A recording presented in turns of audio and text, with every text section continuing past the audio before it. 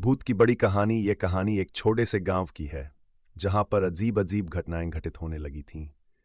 गांव के लोग बताते थे कि रात के समय कुछ अजीब आवाजें सुनाई देती थीं और कभी-कभी घने अंधेरे में किसी का चेहरा चमकता हुआ दिखता था। इस गांव का नाम उज्जवलपुर था और ये एक दूर दराज इलाके में बसा हुआ था।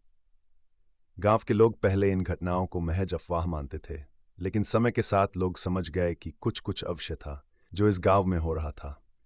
कई लोग कहते थे कि ये किसी पुराने बड़े जमींदार की आत्मा है जो अपने पिछले कर्मों के कारण भटक रही है। पहला दिन, एक दिन गांव में नया युवक आया जिसका नाम था रोहन। वह एक शहर से उज्जवलपुर गांव में नौकरी करने आया था। रोहन को गांव के बारे में ज्यादा कुछ पता नहीं था, लेकिन जब उसने सुना कि यहाँ पर कुछ अजीब घटनाएं घटित होती हैं तो उसकी जिज्ञासा और बढ़ गई। वह जानता था कि शहर में भी ऐसे कई प्रकार की अफवाहें उड़ती रहती हैं, लेकिन अब उसे खुद इन घटनाओं का सामना करना था। गांव में आते ही उसने अपने काम में लगने से पहले कुछ लोगों से इस बारे में सुना।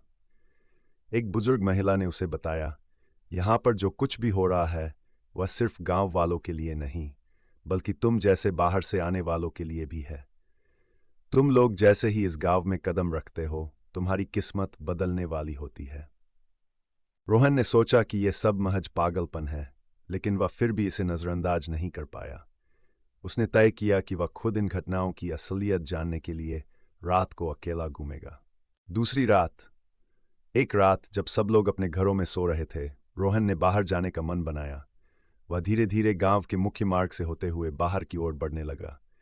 अचानक उसे एक पुराना हवेली नजर आई जो कभी किसी बड़े जमींदार का घर हुआ करता था।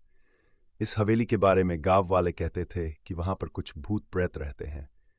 रोहन ने सोचा, अगर मैं यही देख लूं तो मुझे पता चलेगा कि ये सब सिर्फ अफवाहें हैं या कुछ सच भी है।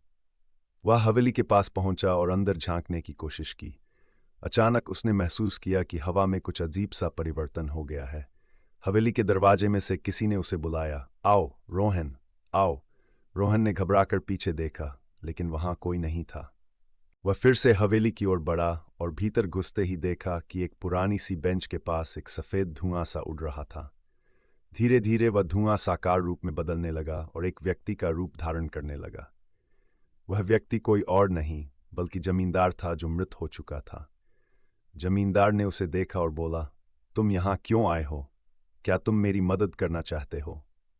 रोहन घबराया हुआ था, लेकिन उसने साहस जुटाया और जवाब दिया, मैं सिर्फ जानना चाहता हूं कि यहाँ क्या हो रहा है। जमींदार का रहस्य। जमींदार ने अपनी कहानी शुरू की।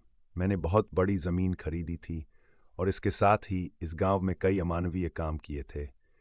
मेरी जायदाद को बढ़ाने के लिए मैंने बहुत सी निर्दोष लोगों की हत्या करवाई। लेकिन एक दिन जब मुझे विश्वास था कि अब सब कुछ मेरे हाथ में है, मैंने एक और बड़ी गलती की। मैंने एक गरीब किसान की जमीन छीन ली थी, जो मेरे लिए बड़ी मुसीबत बन गई। वह किसान एक साधु का शिष्य था और उसने मुझे चेतावनी दी थी कि मैं बहुत जल्द अपने कर्मों का परिणाम भुगतूंगा। और सच में उसके बाद ही मुझे मौत का सामना करना पड़ा। लेकिन मेरे मरने के बाद भी मेरी आत्मा को शांति नहीं मिली। जमींदार की आत्मा ने रोहन से कहा, मैंने जो अपराध किए हैं उसकी सजा मुझे अब तक मिल रही है।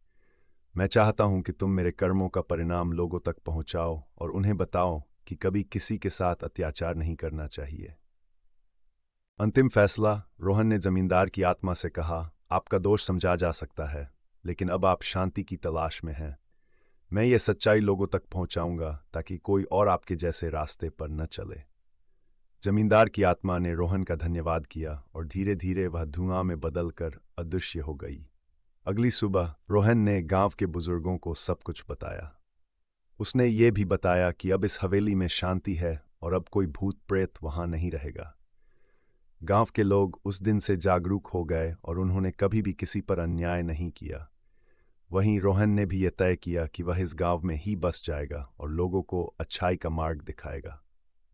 ये कहानी बताती है कि हमारे द्वारा किए गए गलत काम कभी हमें छोड़ते नहीं हैं। चाहे हम जीवित हों या मृत, हमारे कर्म हमें हमेशा पीछा करते हैं।